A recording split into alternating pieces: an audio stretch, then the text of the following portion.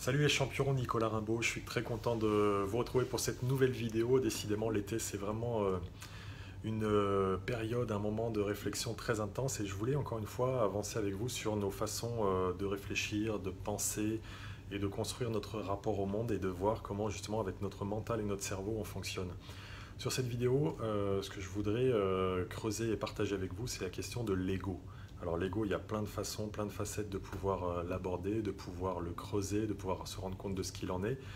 On parle toujours des autres lorsqu'on les critique, et je rappelle que ça n'a aucun intérêt de critiquer les autres et de passer notre temps à analyser ce que font les autres, mais souvent il peut nous arriver de dire celui-là il a vraiment un ego, et celui-là il a un fort ego, celui-là il a un ego surdimensionné comme étant quelque chose de négatif et de mauvais.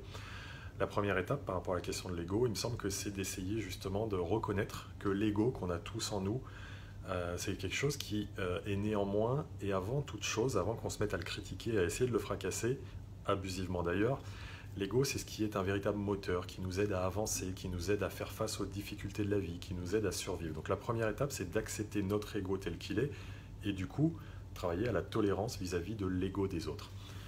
Ensuite, une fois qu'on a accepté cette étape-là, qui est la plus importante, il me semble vraiment fondamental d'essayer de voir dans quelle mesure on peut travailler sur notre ego de sorte que du coup, il nous aide à être ce qu'on est et qui ne nous aide pas à partir dans des directions qui ne sont pas bonnes. Un exemple hyper concret, la plupart des personnes fonctionnent sur le modèle j'ai raison. Dès lors qu'on est dans une relation avec quelqu'un et qu'on essaye de argumenter, contre-argumenter, affirmer notre point de vue à l'excès simplement pour se construire sur la base de et à la fin j'ai fini par lui dire que j'avais raison, on est dans l'expression d'un ego surdimensionné qui au final nous amène à être dans une mauvaise direction. C'est légitime d'essayer d'asseoir son point de vue, d'essayer d'argumenter, mais si la finalité c'est de démontrer que quoi qu'il se passe, j'ai eu raison, on est potentiellement en danger et on laisse notre ego nous driver plutôt que l'inverse. En fait, ce que je voudrais partager avec vous, c'est qu'il me semble que quand on est dans ces situations, dans ces échanges avec des personnes, dans ces situations de désaccord et de conflit potentiellement, c'est intéressant de s'arrêter pour soi-même et à l'intérieur de nous de se poser les questions suivantes. La première question, ça serait, est-ce que je veux avoir raison ou avancer? Qu'est-ce que je recherche?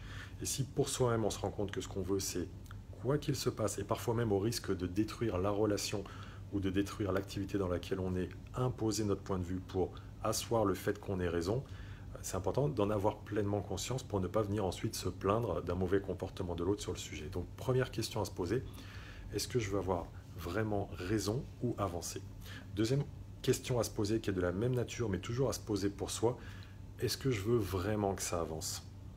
Je suis sûr que vous avez déjà vécu des situations où vous avez des tiers en face de vous qui minent le terrain, qui empêchent la discussion d'avancer tout en disant non mais il faut qu'on avance, je veux qu'on avance, mais qui systématiquement bloquent. Et l'idée pour nous-mêmes, c'est d'essayer de se poser cette question, est-ce que je veux vraiment que ça avance? Parfois on le prétend et parfois on agit de façon contraire à ça. Puis une troisième façon de se poser ce type de questions, c'est mais qu'est-ce que je recherche? Quel est mon objectif? Quelle est mon intention? Quelle est ma finalité? L'ego, c'est un sujet qui est vaste, c'est un sujet qui est particulier, mais je voulais le rendre très concret dans notre pratique et essayer de voir comment on peut arriver à ce qu'il reste à sa place de juste moteur, mais qu'il ne soit pas quelque chose qui nous empêche de progresser et d'évoluer. Et la première clé me semble vraiment être, à chaque fois que je conscientise que je suis en train de me dire, alors là, je vais lui montrer que j'ai raison, on est en défaillance par rapport à ce qui me semble précieux par rapport à ça.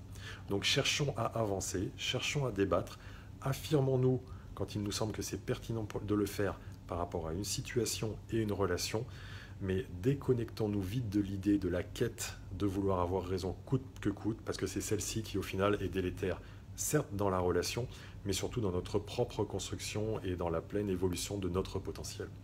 Voilà, c'était la petite vidéo du jour. Je vous invite à vous distancier de votre avoir raison et je vous souhaite un excellent été, ensoleillé dans votre cœur et ensoleillé par ailleurs. À très vite.